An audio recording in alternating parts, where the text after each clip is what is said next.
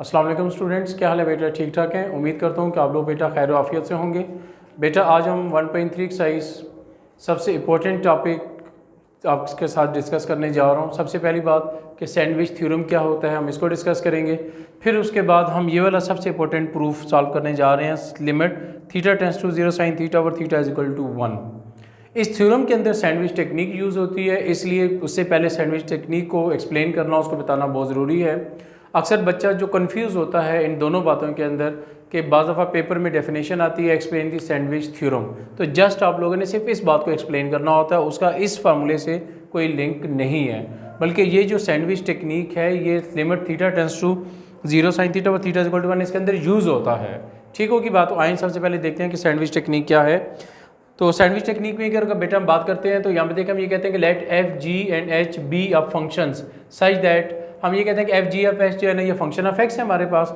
अब इसमें देखते हैं तो एफ एक्स लेस देन है G F x less than है इक्वल टू है एच ऑफ एक्स के। तो for all numbers x in some open interval containing C except possibly at C itself. अब ये पॉइंट क्लियर करना बहुत ज़रूरी है कि हम ये बात कह रहे हैं यहाँ पर, ये जो पॉइंट हम लोगों ने कहा open interval containing C accept, ये सारी की सारी बात इसको भी समझना बहुत ज़रूरी है कि यहाँ पर इसका क्या मतलब है। मतलब यहाँ पर हम ये कह रहे हैं कि limit x tends to c की हम बात कर रहे हैं, ना कि limit at x is equal to c की बात कर रहे हैं। Limit approaches to c and at c दो डिफरेंट बातें हैं, इसलिए यहाँ पर ये कहा गया है कि ये इसका मतलब है कि क्योंकि अगर हम ये बात कहते हैं अप्रोचेज एक्स टेंड्स टू सी या एक्स अप्रोचेज टू सी, इसका मतलब है कि हम सी के नेबरहुड की बात कर रहे हैं। और अगर हम ये बात कहते हैं कि at x is equal to c, तो इसका मतलब है हम एट दैट पॉइंट की बात कर रहे हैं। तो ये डिफरेंस आपको क्लियर होना चाहिए। प्रीवियस तमाम लेक्चर्स में इस बात पे मैंने बहुत तवज्जो के साथ आपको ये बात समझा दी थी कि आपने इस पर थोड़ा सा फोकस करना है जो है ना। ठीक होगी बात? अब यहाँ पर आ जाएँ कि हम ये बात कहते हैं कि अगर हम लिमिट अप्लाई करते हैं एफ एक्स के ऊपर तो हमें उसका आंसर एल आ जाता है, और लिमिट अप्लाई करते हैं H of x, G F x नहीं है, H of x, H F x के ऊपर अगर हम लिमिट अप्लाई कर देते हैं तो हमारे पास आंसर इसका क्या आ जाएगा? एल आंसर आ जाएगा। तो भाई सैंडविच थ्योरम हमें ये बात बताती है कि जो एक्सट्रीम लेफ्ट में फंक्शन आ रहा है, एक्सट्रीम राइट में जो फंक्शन आ रहा है, उन दोनों का आंसर अगर हमारे पास सेम आ जाए, मीन्स इस लिमिट का भी इस फंक्शन के ऊपर लिमिट अप्लाई करें इसका भी आंसर वही है, और इस फंक्शन के ऊपर लिमिट अप्लाई करें इसका भी आंसर वही है, तो देन हम कंक्लूड कर देते हैं कि जो जी एफ एक्स है हमारे पास उसका भी आंसर किसके इक्वल हो जाएगा? एल के इक्वल हो जाएगा। क्यों? जो चीफ फंक्शन है वो एफ एक्स और एच एफ एक्स फंक्शन के दरमियान में क्या बन रहा है? सैंडविच बन रहा है हमारे पास। तो इसलिए बाई सैंडविच थ्योरम हम पे ये कंक्लूड कर देते हैं कि limit x tends to C, G F x भी किसके इक्वल हो जाएगा? एल के इक्वल हो जाएगा। अब आए इस थ्योरम की तरफ। If theta is measured in radian then limit theta tends to 0 sine theta और थीटा इज इक्वल टू 1। ये अगर पेपर में डेफिनेशन आएगी तो जैसी बात है शॉर्ट में आएगी फेडरल बोर्ड और पेंडी बोर्ड दोनों को, और ये वाला अगर प्रूफ आता है बेटा फेडरल बोर्ड या पेंडी बोर्ड को तो ये लॉन्ग में आएगा आपके पास जो है ना। ठीक होगी बात? अब इसका प्रूफ करते हैं। इसके प्रूफ के लिए जिन बातों का आप लोगों ने ख्याल रखना है उसको ज़रा नोट कर लीजिएगा कि take theta a positive acute central angle of a circle. अब यहाँ पर जो पॉइंट नोट कीजिएगा का क्या कहा जा रहा है? Of a circle. इसका मतलब ये होगा कि हमने सर्कल में रहते हुए सारा का सारा प्रूफ करना है। With radius r is equal to 1, radius r is equal to 1 है, और रेडियस में O A B represents a sector of this circle. O A B जो है ना वो जो सर्कल है, वो सर्कल का जो पोर्शन है जिसमें हमने थीटा एज एक्यूट एंगल लिया हुआ है, वहाँ पर O A B as a sector हमारे पास बनता है। आए इसी बात को जो है ना थोड़ा सा एक्सप्लेन करते हैं, डायग्राम से आपको क्लियर करते हैं। देखिए हम ये कहते हैं कि एक सर्कल ड्रा करें, हमने ये फर्ज किया कि ये हमारे पास एक सर्कल ड्रा हो गया। क्लियर? हम इस सर्कल का एक सेंटर ड्रा करते हैं, तो ये हमारे पास सर्कल है और इस सर्कल का यहाँ पर हम ये कह देते हैं कि ये हमारे पास सेंटर है। स्टेप वाइज आपने सारी डायग्राम बनानी है, स्टेप वाइज डायग्राम बनाते जाएंगे, बातों को साथ साथ सुनते जाएंगे तवज्जो के साथ, तो आपको क्लियर हो जाएगी कि सारी बात क्या है। अब ये एक सेंटर है, सेंटर को सपोज करें कि हम पॉइंट ओ से डिनोट कर देते हैं, और यहाँ पर हम फर्ज करते हैं कि सर्कल के इस कहीं पर भी आप पॉइंट ले सकते हैं। फर्ज करें कि यहाँ पे मैंने सर्कल की बाउंड्री के ऊपर कोई एक पॉइंट ले लिया, और हमें फिर अब ये बात पता है ओ को अगर मैं ए से मिला दूंगा, क्लियर होगी सारी बात, ओ को अगर मैं ए से मिला दूंगा तो ये रेडियस ऑफ अ सर्कल बन जाएगा हमारे पास। ये क्या बन जाएगा? रेडियस ऑफ अ सर्कल हमारे पास बन जाएगा, और हमें पता है कि रेडियस ऑफ अ सर्कल किसके बराबर है? 1 के बराबर है। अब हम एक और पॉइंट लेते हैं बी पॉइंट। बी पॉइंट ये हो गया हमारे पास। अब बी पॉइंट लेते हुए आपने एक चीज़ को माइंड में रखना है, वो क्या कि हमने यहाँ पे ये कहा हुआ है कि let theta be a positive acute angle. Acute central angle की बात वो कर रहा है। अगर एक्यूट सेंट्रल एंगल की हम बात करें, इसका मतलब है कि हम बी को यहाँ से यहाँ तक लेकर जाएंगे, लेकिन ये यहाँ पे आके 90 डिग्री बन जाएगा। हम बी यहाँ पे नहीं ले सकते, ठीक है, क्योंकि हमने एक्यूट एंगल लेना है। इसका मतलब है 90 डिग्री बन जाएगा। 90 डिग्री से पहले पहले कहीं पर भी आप बी पॉइंट ले सकते हैं। फर्स्ट करेंगे वो बी पॉइंट मैं यहाँ पर ले रहा हूँ। अब मैं क्या करता हूँ, इस बी पॉइंट को भी ओ से ज्वाइन कर देता हूँ। तो ये बी पॉइंट है बेटा, इस बी पॉइंट को ओ से ज्वाइन करूँगा, अंडरस्टूड है, ये भी रेडियस बन जाएगा हमारे पास। अब यहाँ पर इसका मतलब ये हुआ कि उसने कहा था रेडियस इज इक्वल टू 1, तो हम यहाँ पर बेटा ये बात लिख सकते हैं कि गिवन दैट क्या है कि ओ ए इक्वल है हमारे पास ओ बी, और ये इक्वल हो जाएगा 1 के क्यों इक्वल हो जाएगा, रेडियाई ऑफ सर्कल की हम बात कर रहे हैं, क्योंकि ये तो गिवन है, ये सारी चीज़ हमने गिवन में था, क्योंकि उसने यहाँ पे कहा हुआ है if theta is the measure of in radian, theta जो है ना मेजर ऑफ रेडियन है हमारे पास, तो हमने सपोज कर लिया कि ये रेडियस 1 के इक्वल है। अब नेक्स्ट जो स्टेप है वो हम क्या करते हैं, हम यहाँ पे लिखते हैं कि draw B C perpendicular to O A. अब इस बात को समझना बहुत ज़रूरी है कि हम ये कह रहे हैं कि हमने बी सी ड्रा करना है परपेंडिकुलर ऑन ओ ए, ठीक है ना, परपेंडिकुलर ऑन ओ ए। अगर हम परपेंडिकुलर ड्रा करते हैं तो इसका मतलब ये हुआ कि यहाँ से अगर हम एक पॉइंट को ड्रा कर दें, बी सी परपेंडिकुलर ड्रा करते हैं, ये परपेंडिकुलर है हमारे पास, तो यहाँ पर एक पॉइंट सी है और ये यहाँ पर क्या बन जाता है, 90 डिग्री का एंगल बन जाएगा।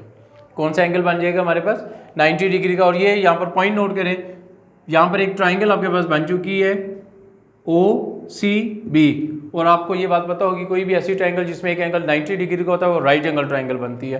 तो ये माइंड में रखिएगा, ये राइट एंगल ट्राइंगल अभी हम इसे आगे यूज़ करेंगे। इसके बाद अगर हमारे पास यहाँ पर ये चीज़ एक राइट एंगल ट्राइंगल अगर हमारे पास बन चुकी है, तो इस एक तो ये बात होगी, दूसरी बात इसको भी हमने आगे यूज़ करना है कि ज्वाइन ए टू बी। आप ए को बी के साथ ज्वाइन कर दें। इसके बाद अब अगर आप ए को बी के साथ ज्वाइन कर देते हैं, यहाँ से इस ए को बी के साथ या बी को ए के साथ, बात एक ही है। अगर आप इसको ज्वाइन करते हैं,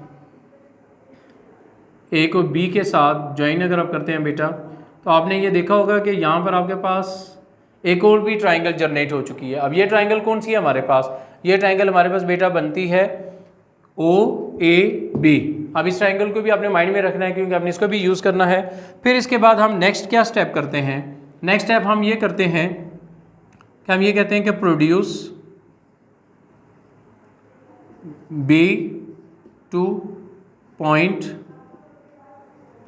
डी सच दैट,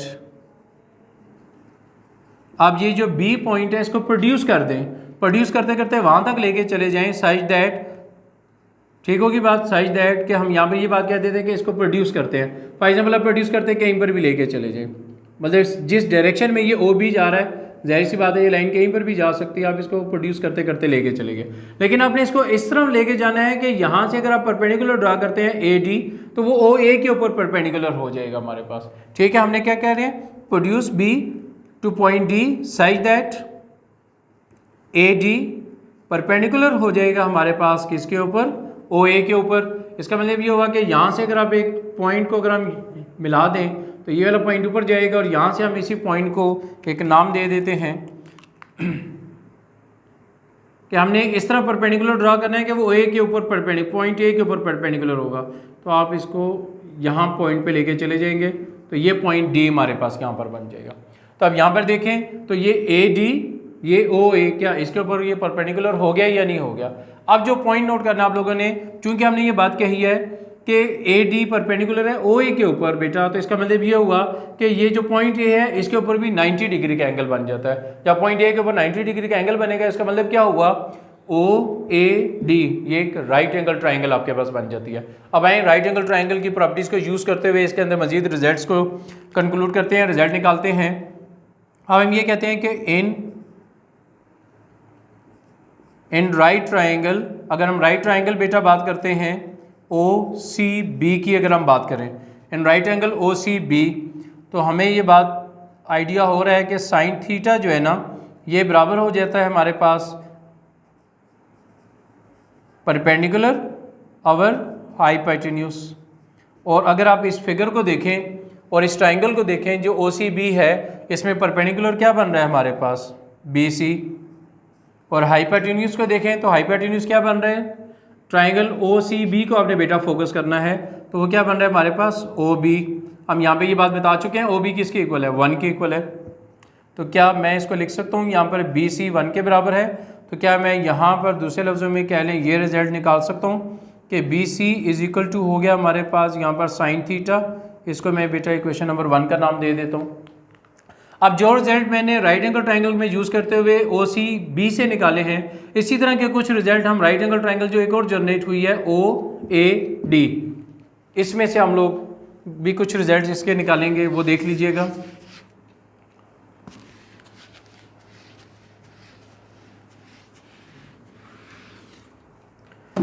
अब अगर हम यहाँ पर बात करते हैं कि in right triangle O A D, अगर हम right triangle O A D की बेटा अगर बात करते हैं तो राइट एंगल ट्रायंगल में क्या है, ओ ए डी के एस टेन थीटा आपको पता है कि बराबर होता है हमारे पास perpendicular over base, perpendicular over base के बराबर होता है। अब अगर हम यहाँ पर देखें इस ट्रायंगल में तो परपेंडिकुलर क्या बन रहा है हमारे पास, ए डी, और बेस क्या बन रहा है हमारे पास, ओ ए बन रही है हमारे पास।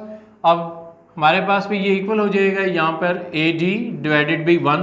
कैसे 1, यहाँ पे देखें ओ ए एंड ओ बी दोनों के दोनों रेडियस हैं, तो ये किसके इक्वल हो जाएगा, 1 के इक्वल हो जाएगा हमारे पास। तो इसका मतलब ये होगा दिस इज अप्लाइज दैट कि हमारे पास जो ए डी का आंसर आ गया वो किसके इक्वल हो गया, टेन थीटा के बराबर हो गया। इसको हम इक्वेशन नंबर 1 का नाम दे देते हैं बेटा। अभी तक हम लोगों ने तो रिजल्ट्स यूज़ किए हैं इसमें, अब हम इनके एरियाज़ का यूज़ करते हुए उस प्रूफ तक पहुंचने की कोशिश करेंगे। तो अब हमारे पास जो एरिया है, जो सबसे इंपॉर्टेंट बात है, आपके पास दो ट्राइंगल्स हैं और एक आपके पास एरिया ऑफ सेक्टर है। अब ट्राइंगल और एरिया सेक्टर में जो कम्बिनेशन यहाँ पर जनरेट हुआ है ज़रा उसको देख लीजिएगा। एक ट्राइंगल फोकस करें, ओ ए बी एक ट्राइंगल है, O A B area of sector बनता है, ओ ए डी ये एरिया ऑफ ट्राइंगल हमारे पास बन जाती है, जो है ना, जो आउटसाइड दी सर्कल हमारे पास लाई करती है। अब अगर हम यहाँ पर बात करते हैं इसके, सबसे पहले अगर हम इस ट्राइंगल की बात कर लेते हैं, क्या नाम लेते हैं, एरिया ऑफ ट्राइंगल क्या नाम लेते हैं, ओ ए बी ट्राइंगल की अगर हम बात कर लेते हैं, क्लियर होगी सारी बात। अगर हम इसके एरिया की बात करते हैं तो हम यहाँ पर लिखते हैं कि in triangle O A B, अगर हम ट्राइंगल की बात कर रहे हैं, क्लियर होगी सारी बात। तो एस एरिया ऑफ ट्राइंगल किसके बराबर होता है, 1/2 बेस मल्टीप्लाई बी हाइट के बराबर होता है हमारे पास आंसर। अब अगर हम यहाँ पर देखें तो 1/2 बेस किसके बराबर है, अगर हम ट्राइंगल ओ ए बी की बात करते हैं तो बेस क्या है हमारे पास, ओ ए, क्लियर होगी सारी बात। और अगर हम हाइट की बात करते हैं, उसकी हाइट की अगर हम बात करते हैं तो क्या ये जो बी सी है उसी की ट्राइंगल की हाइट को शो कर रहा है या नहीं कर रहा, तो बी सी उसकी हाइट हो जाएगी। तो 1/2 ओ ए क्या है हमारे पास, 1 के बराबर है, मल्टीप्लाई भी बी सी, इक्वेशन नंबर 1 में देखें बी सी किसके बराबर है, साइन थीटा के बराबर है कि हमारे पास। तो क्या मैं एरिया ऑफ ट्राइंगल, यहाँ पर आप ट्राइंगल को मेंशन कर दें तो ज़्यादा बेहतर है, ट्राइंगल ओ ए बी, तो ट्राइंगल ओ ए बी का जो आंसर आ गया वो क्या आ गया हमारे पास, साइन थीटा डिवाइडेड बाई 2। इसको हम इक्वेशन नंबर 1 2 यूज़ हुई है, इसको हम इक्वेशन नंबर 3 का नाम दे देते हैं। अब हम मूव करते हैं एरिया ऑफ सेक्टर की तरफ। एरिया ऑफ सेक्टर की तरफ अगर हम मूव करते हैं, अब ये मुझे बेटा रेस करना पड़ेगा क्योंकि मुझे यहाँ पर कुछ ना कुछ लिखना है अभी। अब मैं इसको इरेज कर देता हूँ क्योंकि ये रिज़ल्ट हम यूज़ कर चुके हैं, मैं इसको भी इरेज कर देता हूँ, ये रिज़ल्ट भी हम यूज़ कर चुके हैं, लेकिन डायग्राम जो है उसको भी मैं रहने दूंगा, ठीक है, क्योंकि डायग्राम आप देखते जाएंगे तब आपका कंसेप्ट क्लियर होता जाएगा कि हम कहाँ पर मूव करेंगे, माइंड में रखिएगा।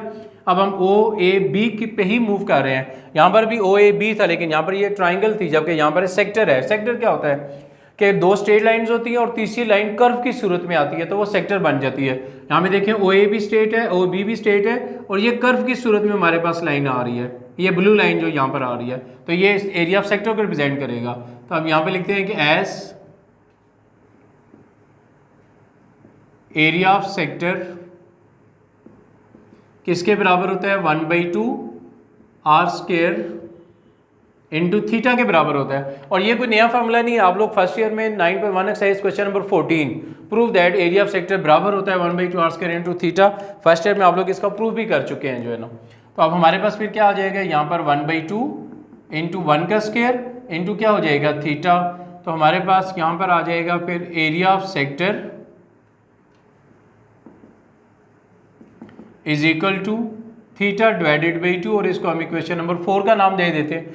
अब हम वहां से भी मूव करके आप कौन सी ट्राइंगल में चले जाएंगे, ओ ए डी ट्राइंगल की तरफ हम मूव कर जाएंगे। ठीक होगी बात। तो अब हम इस ट्राइंगल की अगर बात करते हैं तो अब हम यहाँ पे लिखते हैं कि now area of triangle O A D की अगर हम बात करते हैं, area of triangle O A B, तो ये किसके बराबर हो जाएगा 1/2 बेस मल्टीप्लाई बी हाइट। ठीक है, क्योंकि ये भी राइट एंगल ट्राइंगल है हमारे पास। तो यहां पर अगर हम देखें तो 1/2 बेस, अगर हम इसमें देखें तो बेस किसके बराबर है, ओ ए के बराबर है हमारे पास। और अगर हम हाइट की बात करते हैं, ठीक होगी बात, तो हाइट किसके बराबर है, यहाँ पर ए डी के बराबर है हमारे पास हाइट। तो ये इक्वल हो जाएगा 1/2 मल्टीप्लाई बी ओ ए किसके बराबर है 1 ए डी। ए डी का रिजल्ट यहाँ पे देखें क्वेश्चन नंबर 2 में ए डी का रिजल्ट आ चुका है हमारे पास कि ये किसके बराबर है हमारे पास tan थीटा के बराबर है हमारे पास। तो हम यहाँ पर बेटा ये बात बता सकते हैं फिर कि area of triangle O A D ये इक्वल हो जाएगा हमारे पास यहाँ पर tan थीटा डिवाइडेड बाई 2 के बराबर हो जाएगा, tan थीटा डिवाइडेड बाई 2 के बराबर हो जाएगा। अब हम इसको इक्वेशन नंबर 5 का नाम दे सकते हैं। अब जो सबसे इंपॉर्टेंट बात है, हमने इनके एरियाज निकाल लिए हैं। अब इनके एरियाज के दरमियान में रिलेशन क्या जनरेट हुई है, वही आपके क्वेश्चन का दूसरा की पॉइंट है। अब फॉर एग्जांपल अगर हम ट्राइंगल की बात करते हैं तो व्हाइट बोर्ड पे तवज्जो दीजिएगा, हमने ट्राइंगल ली है ओ ए बी। तो पॉइंट नोट करें, जो ट्राइंगल ओ ए बी है उसकी लाइन ये जा रही है। फिर हमने बात की है एरिया ऑफ सेक्टर की। अब एरिया ऑफ सेक्टर क्या है हमारे पास O A B, area of sector क्या बन जाता है ओ ए बी। तो अब मुझे बताएं area of sector triangle O A B से ज़्यादा है, उसे बड़ा है। इसी तरह अगर हम बात करते हैं ट्राइंगल ओ ए डी की, तो क्या ये इस ट्राइंगल का एरिया इस सेक्टर के एरिया से भी बड़ा हो जाता है या नहीं हो जाता। क्लियर होगी सही बात। अब इनके दरमियान में जो रिलेशनशिप जनरेट हुई है, हम इसी रिलेशनशिप को फॉलो करते हैं। अब ज़रा बात को समझिएगा बड़ी तवज्जो के साथ, आपका 100% ध्यान बेटा इधर ही रहना चाहिए। क्लियर। अब हम from the figure,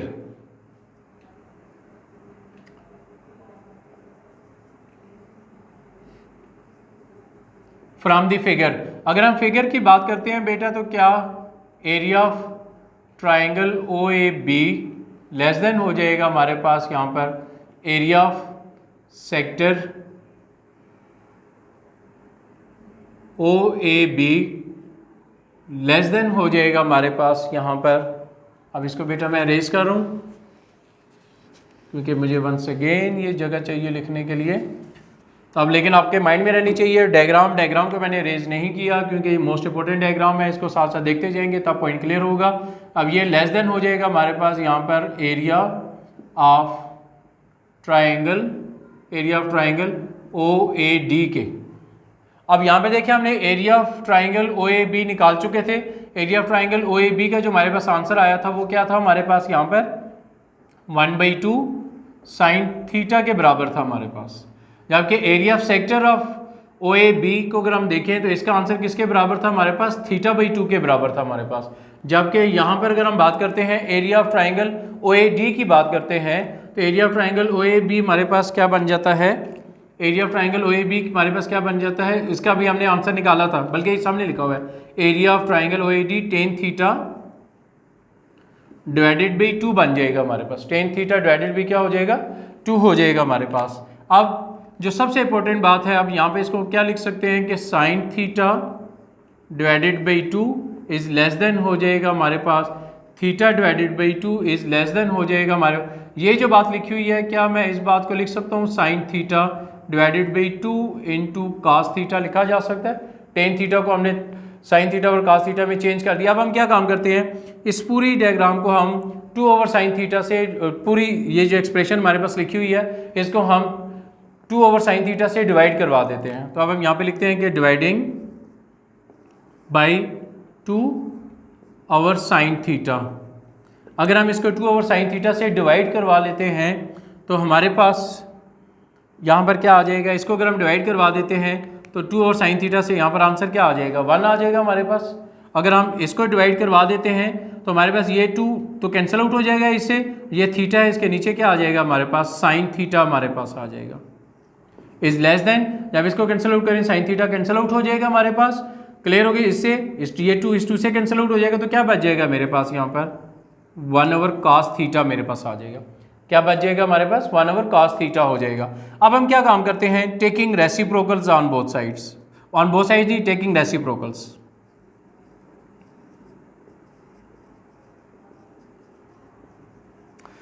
taking reciprocals, और रेसिप्रोकल का आपको रूल पता होगा, जब भी आप किसी फ्रैक्शन का रेसिप्रोकल लेते हैं या किसी भी नंबर का रेसिप्रोकल लेते हैं, अगर वो लेस देन और ग्रेटर देन है तो वो चेंज हो जाते हैं। लेस देन का साइन ग्रेटर देन में और ग्रेटर देन का साइन लेस देन में चेंज हो जाएगा। फॉर एग्जांपल अगर मैं 1 है, 1 का रेसिप्रोकल लेंगे तो 1 ही आएगा। इसका रेसिप्रोकल लेते हैं तो इसका रेसिप्रोकल क्या बन जाएगा हमारे पास, ये साइन थीटा/थीटा हो जाएगा। इसका रेसिप्रोकल लेते हैं तो इसका रेसिप्रोकल किसके इक्वल हो जाएगा, cos थीटा हो जाएगा। लेकिन सबसे इंपॉर्टेंट बात जो यहाँ पर चेंज आएगा वो क्या आएगा, ये लेस देन का साइन है ग्रेटर देन में, ये भी लेस देन का साइन है, ये किस में चला जाएगा, ग्रेटर देन में चेंज हो जाएगा।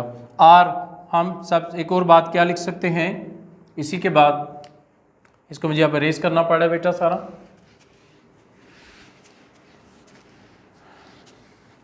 ठीक है, तो अब यहाँ पर जो पॉइंट नोट कीजिएगा, अब या इसको मैं यूं भी लिख सकता हूँ, R cos theta less than है हमारे पास sin थीटा/थीटा लेस देन हो गया हमारे पास 1 के बराबर है। एक ही बात है यहाँ पर। अब हम यहाँ पे जो सबसे इंपॉर्टेंट बात आपने नोट करनी है वो क्या है कि हम यहाँ पे लिखते हैं कि एज थीटा टेंड्स टू 0 देन cos थीटा टेंड्स टू 1 के बराबर हो जाएगा या नहीं हो जाएगा हमारे पास। क्लियर होगी सही बात, क्यों, जब हम cos की जगह 0 पुट करेंगे तो यहाँ पर हमारे पास आंसर 1 आ जाएगा, जबकि यहाँ पे तो ऑलरेडी हमारे पास आंसर 1 आ चुका है। अब सबसे इंपॉर्टेंट बात जो यहाँ पर आप लोगों ने नोट करनी है वो ये है कि जब आपका थीटा टेंस टू 0 होता है तो cos थीटा भी टेंस टू 1 हो जाएगा, ये भी ऑलरेडी हमारे पास क्या आ जाता है 1। अब मुझे बताएं क्या इस 1 में जो टेंस टू 0 है और इस 1 के दरमियान में साइन थीटा/थीटा मौजूद है या नहीं है। इसका मतलब क्या हुआ कि साइन थीटा/थीटा पे भी जब लिमिट अप्लाई हो जाएगी तो हम by sandwich theorem, using sandwich theorem technique, क्यों, साइन थीटा/थीटा सैंडविच बन चुका है cos में और 1 के दरमियान में। तो अब हम यहाँ पे लिखते हैं नाउ यूजिंग